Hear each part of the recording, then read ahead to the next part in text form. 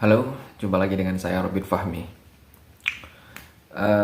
Pemirsa, hari ini saya akan membahas soal para manusia yang diduga dia kebal hukum.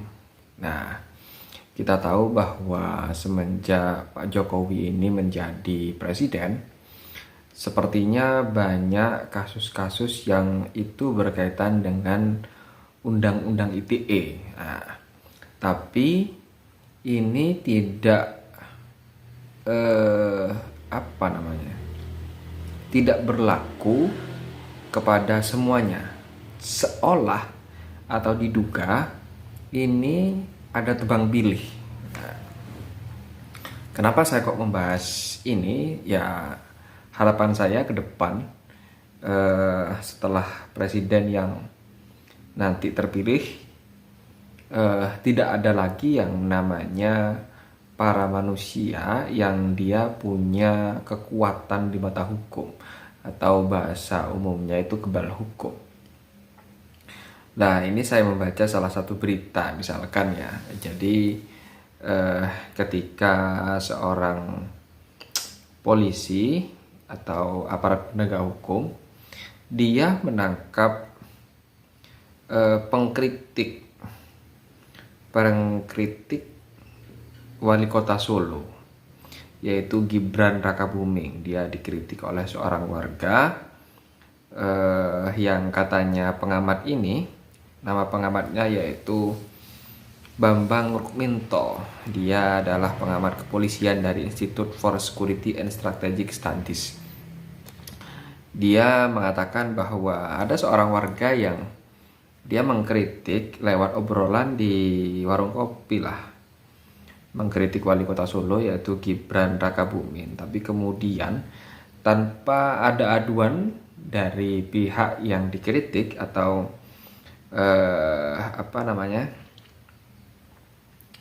dari pihak Gibran, tidak ada laporan, kemudian si pengkritik ini langsung ditangkap. Padahal ini begitu cepatnya aparat penegak hukum memproses kasus yang itu padahal tidak dilaporkan ya. Lantas bagaimana dengan kasus-kasus yang dilaporkan? Nah, kita akan membacakan salah satu manusia yang menurut saya atau dugaan saya dia punya kekebalan hukum.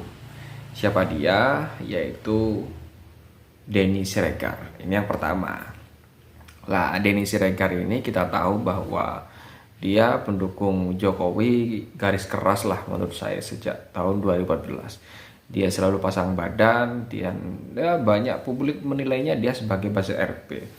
Dan ya seperti biasa, dia seolah atau dugaan juga kebal hukum. Apakah karena faktor posisinya sebagai pendukung Jokowi, entahlah, apakah dia punya pengaruh di institusi penegak hukum, saya tidak tahu. Tapi yang jelas banyak asumsi bahwa orang satu ini punya kekebalan hukum. Lah, kalau tadi si pengkritik Gibran ini tanpa dilaporkan, tanpa aduan ditangkap, beda dengan Denny Siregar. Ketika Denny Siregar ini melakukan nge-tweet ya, di tweetan itu sebuah pesantren dengan santrinya dengan keterangan adikku calon teroris yang abang sayang. Nah, ternyata pondok pesantren tersebut pondok pesantren Tahfidz Darul Ilmu di Tasikmalaya. Nah, ketua pesantrennya itu tidak terima dengan apa yang diposting oleh Denny Siregar. Terus kemudian dilaporkan ke Polres Tasikmalaya. Berjalan di tempat dilapor. Kasusnya dilimpahkan ke Polda Jawa Barat. Konon katanya di sini pihak korban atau pelapor itu sudah diperiksa.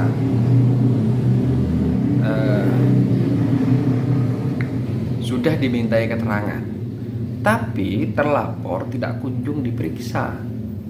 Lah, sehingga kemudian Polda Jawa Barat beralasan bahwa kasus ini dilimpahkan ke Polri, lebih di atasnya. karena menganggap si terlapor itu posisinya bukan berada di Jawa Barat, tapi ada di daerah lain. Kalau di sini istilahnya itu apa namanya ya? Digited apa itu? Locus delicti. Jadi alasannya karena si ujaran kebenciannya itu dilakukan di daerah lain. Nah, tapi sampai sekarang udah ada, aman-aman saja. Denny Indrayana dia masih bisa bernafas lega, terus kemudian ya tidak ada kejelasannya sampai sekarang. Ya ini kan aneh ya, betapa ya menurut saya seolah ada tebang pilih. Ada tebang pilih kalau itu sebagai oposisi atau mereka yang pengkritik Pak Jokowi dan keluarganya, maka proses hukumnya cepat. Tapi bagi mereka yang pendukung Pak Jokowi, jangankan diproses, dipanggil saja tidak. Ini kan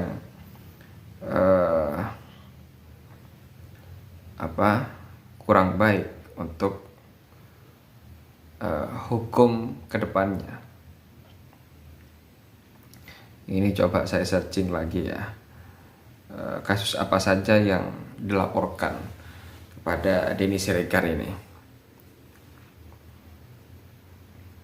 Wah, ini banyak ternyata. Ada yang dilaporkan ke Metro Jaya ya, santri calon teroris diselidiki, tapi sampai sekarang ini tidak jelas. Ini kan ya, ini semakin menjadikan publik tidak percaya dengan aparat penegak hukum. Kalau APH ya tebang pilih, bagaimana kemudian trust kepada Polri itu meningkat kalau kemudian keadilan itu bersih-berah. Nah, selain Denny Siregar, ada juga di sini yang juga sering dilaporkan, bukan sering lah, ya beberapa kali dilaporkan. Salah satunya yaitu Ade Armando. Nah, Ade Armando ini akademisi yang tiba-tiba pindah ke PSI, dan dia dilaporkan karena apakah ujaran kebencian ya. Oh ya, ini tweetnya kepada Aremania. Dan posisi Armando ini juga sama dengan Denny Siregar. Dia pendukung Pak Jokowi garis keras sejak awal. Dan entah sejak awal apa sejak 2019 ya, atau di pertengahan jalan saya kurang mengikuti, tapi yang jelas Ade Armando ini pendukung Jokowi, dan ketika dilaporkan juga posisinya sama, tidak ada kejelasan sampai sekarang. Ini kan ya konyol sekali kalau kemudian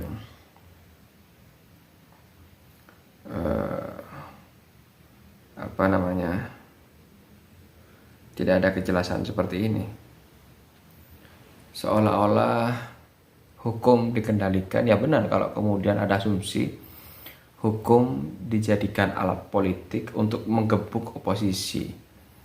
Nah, yang lebih parah lagi kalau kemudian itu dijadikan alat untuk menggebuk warga sipil yang dia hanya mengkritik saja atau menuliskan unek-unek saja, kemudian bisa masuk bui.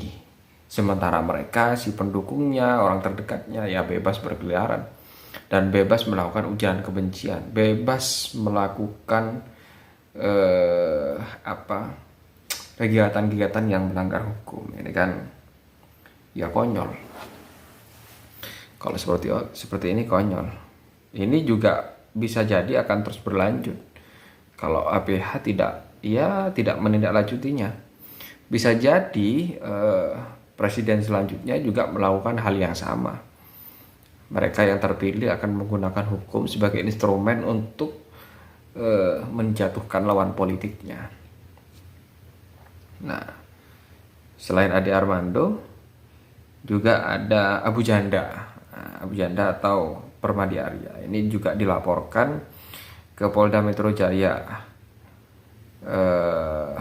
Dugaan penistaan agama, bendera tauhid, bendera teroris. Ya, demikianlah bagaimana hukum kita. Tidak ada tidak ada kejelasan ketika mereka orang-orang terdekatnya penguasa.